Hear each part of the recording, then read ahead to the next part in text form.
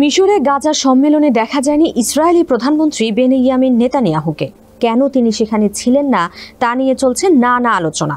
কেউ বলছে তার অনুপস্থিতির পেছনে বড় ভূমিকা রয়েছে তুর্কি প্রেসিডেন্টের। তবে নিজ ঘর সামাল দিতে নেতানিয়াহু সেখানে যাননি, আছে এমন মন্তব্য। বিশ্লেষকরা বলছেন, মুসলিম দেশগুলোর সঙ্গে ইসরায়েলের সম্পর্ক স্বাভাবিক করার যে চেষ্টা ট্রাম্প চালিয়ে যাচ্ছেন তা বেশ সংবেদনশীল। সূত্রের বরাতে দ্য গার্ডিয়ান জানায়, বেনিয়ামিন নেতানিয়াহুকে আমন্ত্রণ জানানোর সিদ্ধান্ত শেষ মুহূর্তে বাতিল করতে বাধ্য হন মার্কিন প্রেসিডেন্ট ডোনাল্ড ট্রাম্প। আর এই কারণেই প্রিয় বন্ধু বেনিয়ামিন নেতানিয়াহুকে ছাড়াই বহুপাক্ষিক গাজা সম্মেলনে হাজির হন ডোনাল্ড ট্রাম্প। ট্রাম্পের সঙ্গে ফোন আলাপে 13 অক্টোবর ইসরায়েল থেকে সম্মেলনে যোগ দিতে সম্মতি জানান নেতানিয়াহু।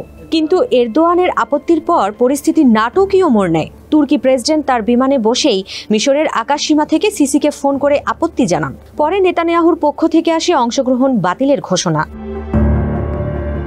ইসরায়েলি প্রধানমন্ত্রীর দপ্তর থেকে জানানো হয়, নেতানিয়াহুকে সম্মেলনে যোগ দিতে আমন্ত্রণ জানিয়েছিলেন ট্রাম্প। প্রধানমন্ত্রী আমন্ত্রণের জন্য কৃতজ্ঞতা জানালেও ধর্মীয় ছুটির কাছাকাছি সময়ের কারণে অংশ নিতে না পারার কথা জানিয়েছেন। সম্মেলনে নেতানিয়াহুর অনুপস্থিতির অবশ্য আরও কারণ আছে, আর তা হলো ইসরায়েলের কট্টর ডানপন্থী মন্ত্রীরা। নেতানিয়াহুকে সতর্ক করা হয়েছিল সম্মেলনে অংশ নিলে পদত্যাগ করবেন তারা। গাজায় যুদ্ধাপরাধের অভিযোগে নেতানিয়াহুর বিরুদ্ধে গ্রেপ্তারি পরোয়ানা জারি করেছে আন্তর্জাতিক অপরাধ আদালত।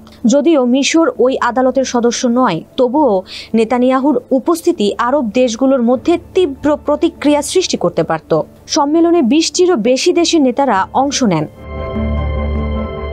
বিশ্লেষকরা বলছেন, নেতানিয়াহুর উপস্থিতি নিয়ে এই বিরোধ নতুন করে দেখিয়ে দিল ট্রাম্প যে উপায়ে মুসলিম দেশগুলোর সঙ্গে ইসরায়েলের সম্পর্ক স্বাভাবিক করার চেষ্টা করছেন তা কতটা জটিল ও সংবেদনশীল।